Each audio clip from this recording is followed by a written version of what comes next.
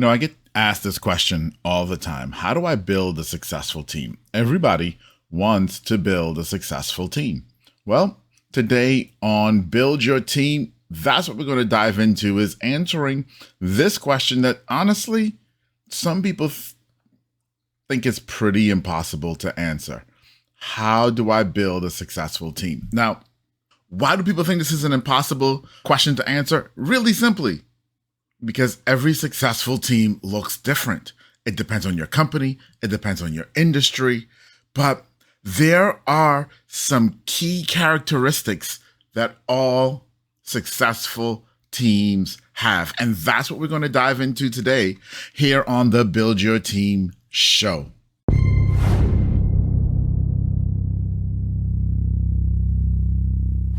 Hey everybody, welcome to Build Your Team. I am your host, Atiba, and today, that's it. We're going to be talking about how you build a successful team. And this is a bit of a loaded question and a loaded topic because how you define success and how I define success, they may be very, very different. But I think we can agree upon this. When we build a successful team, our businesses thrive. So how do you build a team that helps your business to thrive? Well, I've got five characteristics that I want to share with you today. And it starts with this one. And this is the most important one. And I know you've heard it before, but it's worth saying again. Did I say that right? I don't know. Whatever that stating in phrases. It's worth saying again. It starts with effective communication. If your team can't effectively communicate with each other, you can never reach success. Now, what does it mean to have effective communication? Well, communication can be measured on a lot of different angles. So first is top down. So that's the leadership down through the ranks. Then is left to right. That's on the same rank level. So managers need to be able to communicate well with each other. And then lastly, this is one that often gets overlooked. It needs to go from bottom up.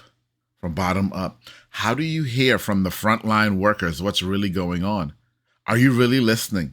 How are they allowed to openly and honestly communicate with management? And then go all the way up to the top where decisions are made so that decisions can be made to make things better. How is that communication happening? And the other four pieces of this, the other four characteristics all speak to be completely honest with you, how you master your communication. Because if it's not effective, as we've said, you will not be successful. So what's the next thing? The next thing is having clear values. Now, clear values speak to what's important to you as the leader and to the company as a whole. What are those things that you stand on that you say are super important? The non-negotiables in your business. And you should define anywhere from 3 to 7 core values. These are non-negotiable. Then everyone in your organization needs to be aligned to those. They don't need to just be some fancy piece of paper on the wall that people walk by or that you mention every now and again, but it needs to be something that you live by. Okay? For example, I've seen organizations that, talking about communication, say communication is super important to them, but yet they rarely communicate with their clients, or subordinates in the company have no formal way to communicate with management what's actually going on and for management to respond. You can't say communication is important to you and that's a core value if you don't put systems in place for it to happen. And so understand with your core values, these are the things that are non-negotiable, that you put systems in place to make sure that they happen. I give you an example. In our company, one of our big things is we value relationships over everything else. In point of fact, it says we value relationships over sales. Okay? Because so often in business, it all comes down to selling something. But we value relationships, and that's relationships with our customers, relationships with each other, relationships that workers, my staff, have with their family members, and my workers' relationships with themselves. So we start staff meetings with check-ins to see what's going on in your life. We ask about what are the wins. We want to know what your professional wins are, but we also want to know what your personal wins are. What's going on in your life personally that you're celebrating? We want to celebrate that with you. Okay, that's one little way that we value relationships. Now, there are tons of other ways that we do that in our company, but I just want to give you that one. So your core value is something that you truly believe in that has to be. And if this didn't exist, your company wouldn't exist. Okay? And so you have to align with your core values. And the thing there is you have to get everyone else aligned. Now we're talking about communication again, right? Communication.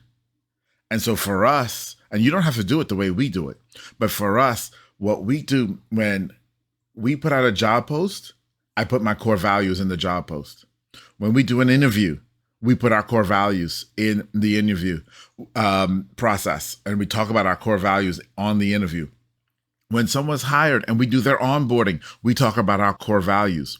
Then once someone has started, when someone demonstrates one of our core values, we send out a company-wide message showing what they did that demonstrated our core value, whichever one it may be. And we have 5.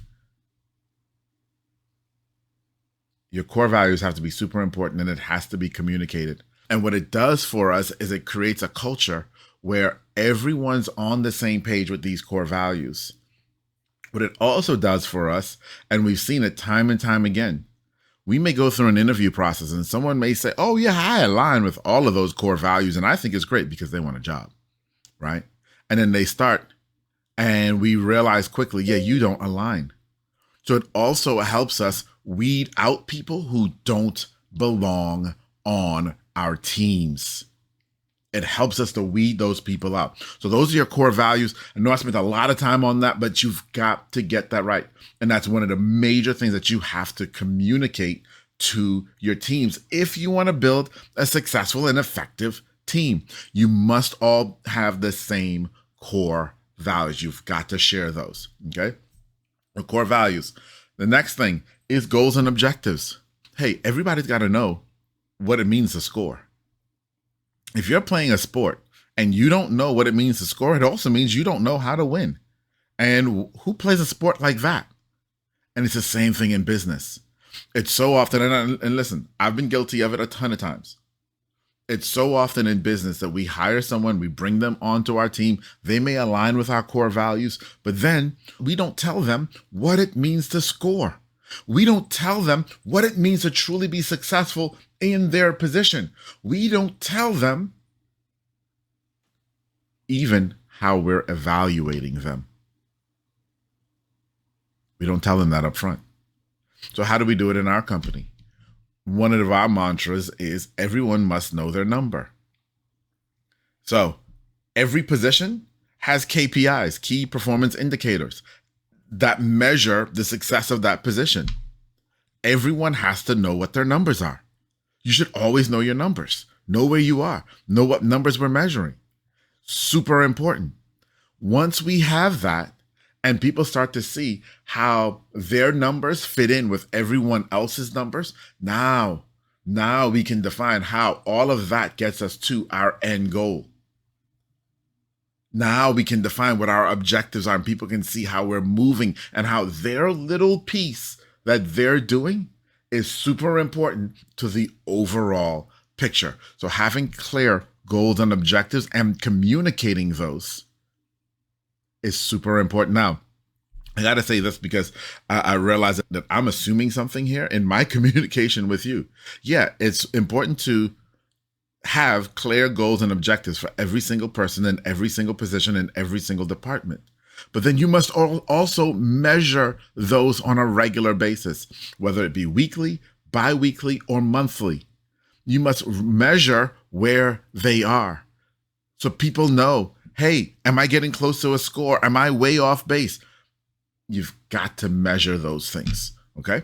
All right. The next thing, you've got to have strong leadership. Now, what in the world does strong leadership mean?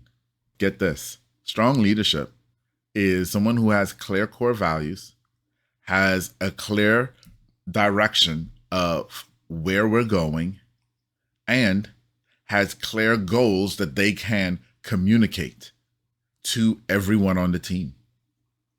That's it. That's strong leadership in a nutshell. That's it. See, because without those things, people won't follow you. They just won't follow you. If you don't have clear direction, if you don't have great values, and if you can't communicate what it means to score, people won't know what it means to play with you. They won't know what it means to be on your team.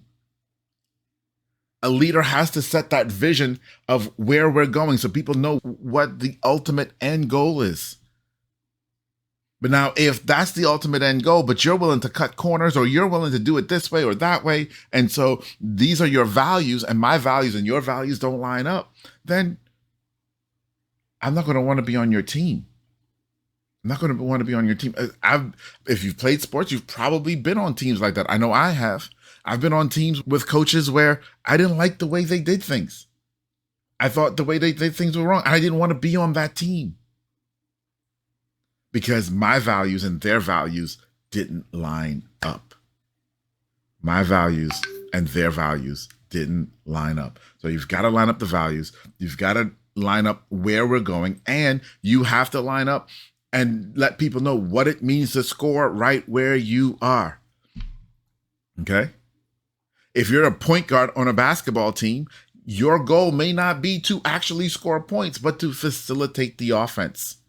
Well, if I came on the team and I was the point guard and the coach didn't tell me that, and I went down and I tried to score every play, but that's not what he wanted, then he didn't communicate well to me. He wasn't being a good and effective leader. Because even though I may have known the ultimate goal was to win the game, and even though I may have known that our core values were to play sound basketball, let's just say, what I didn't know was my specific role. What was I being measured by? And that is the number of assists. It wasn't about the amount of points I scored. It was about the amount of assists I created. An effective leader communicates all of those areas to their team. That's strong leadership, my friends. That's strong leadership. And the last one, and if you did the first four, the last one just kind of falls into place. But this is the one that people say that they need. When people look at this question about what does it mean to build a great team or have a successful team, they always talk about teamwork. Teamwork makes the dream work. I'm not saying it doesn't. I mean, we all grew up, most of us at least, grew up with that cliche phrase, teamwork makes the dream work. And I'm not saying that teamwork isn't important. But here's what I'm saying. Teamwork doesn't matter if we don't get the first four right. But if we get the first four right, if we have great core values, if we have strong leadership, if we have the first four right, teamwork falls into place. Because at that point, we have a group of people who understand why we're here, and we're all here for the same reason, where we're going. We trust the leadership, and we know what our part is. That makes you a great teammate. That makes you a great teammate. And making you a great teammate makes great teamwork. So guys, success for your team is going to look different on the outside than success for my team. But I submit to you that these are the five core things that you really need to focus on, okay? That you really need to focus on. And it starts off and it builds off of the cornerstone of it all is effective communication. Effective communication. You have to be able to communicate effectively. Core values, goals and objectives, strong leadership, and that all wraps up and creates great teamwork.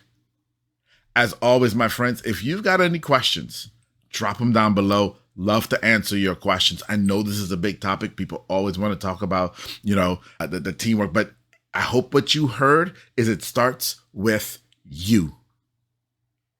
You want to have a great team? It starts with you. That's what I hope you heard today. All right, everybody. Talk to you later. Bye-bye.